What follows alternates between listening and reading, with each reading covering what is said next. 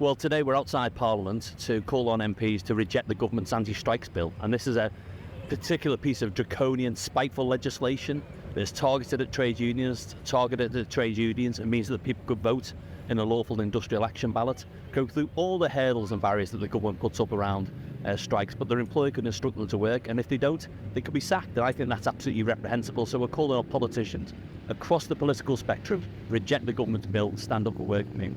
Can you talk to me about how it's spiteful? Because from what we've heard from the government, this is just a way to maintain minimal service levels. It's just a way to keep the country going. I mean, what's the reality of it? The reality is we've seen over the last few weeks and months hundreds of thousands of workers taking industrial action because they can't afford another real terms pay cut.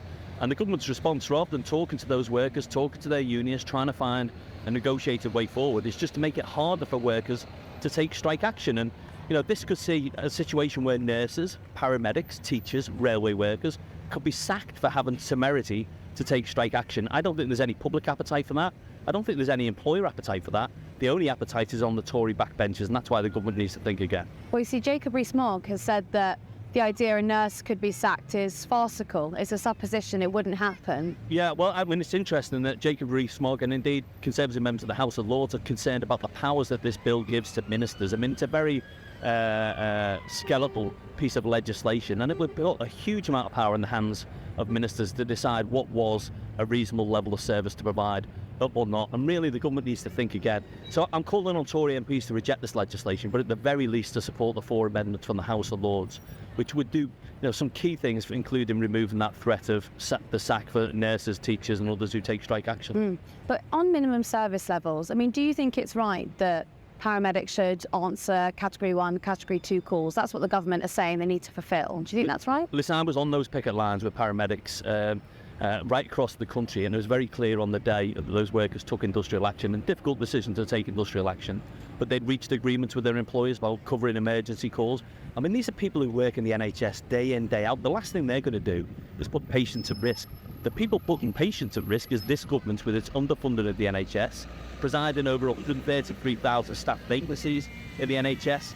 And rather than engaging positively with unions and with NHS workers, what they're doing is demonising those workers, threatening them with the sack if they take strike action. So this is where the government, I think, is completely on the wrong side of the argument, and why this legislation is so unpalatable and needs to be dropped. A lot of the narrative around this has been on pay, but actually a lot of your dispute is to do with conditions as well. I mean, has there been any movement on the government in making, hospitals a more palatable place to work? Well, we've seen agreements. Large numbers of our NHS unions have reached agreement with the government. The government was dragged kicking and screaming to the negotiate table, but it was because our members voted for action, took strike action, that finally the government came to the negotiate table and has started to talk to our unions about things like workload. That's important and a good step forward. In other sectors, in education, in the civil service, we've seen much less progress. And these things are all bound up. We've got a recruitment and retention crisis right across our public services, and that's been driven by these real terms pay cuts. So if the government is serious about addressing issues around workload, about making sure our public services are fit for purpose, they should be serious about talking to our unions and to public sector workers. I mean, if they were serious, do you think they'd be around the table a bit more often? Well, I started this job in January of this year. The first thing I said was that ministers needed to get round the table with our unions and negotiate, and it took months for them to come to the table.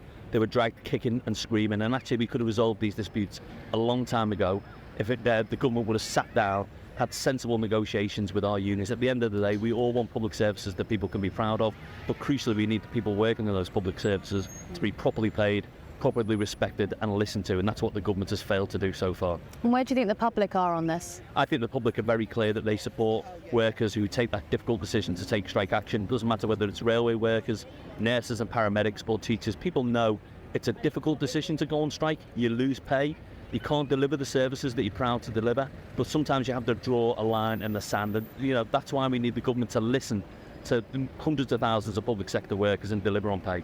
And what about Labour? Do you think they've been forthright, or do you think they've been on the right side of the argument? I think the key thing is that Labour have committed to repeal this legislation if the government manages to get it onto the statute book, and that's the sort of thing we need to see Labour doing, standing up for working people, not just this piece of legislation, but also the 2017 Trade Union Act, and also, crucially, setting out a positive vision for a new deal for workers. A ban on 0 hours contracts, a ban on fire and rehire, day one employment rights. These are the sort of things that would help reset the balance of power in Britain's workplaces. I mean, how confident are you that you're going to get to that sort of reset? I mean, fire and rehire has been something bandied about for years now. But well, Labour's new deal that they've agreed, which has been shaped by our unions, negotiated with our unions, I think they've committed to deliver that in the first 100 days of a Labour government. I think that's really important. It will send a very clear signal that Labour's serious about fixing the broken economy, the broken labour market that they will have inherited from the Conservative Party. So I think, those New Deal commitments are really important. We want to see them delivered, as I say, within the first 100 days of a Labour government. I think that would send a very powerful message to employers and employees alike.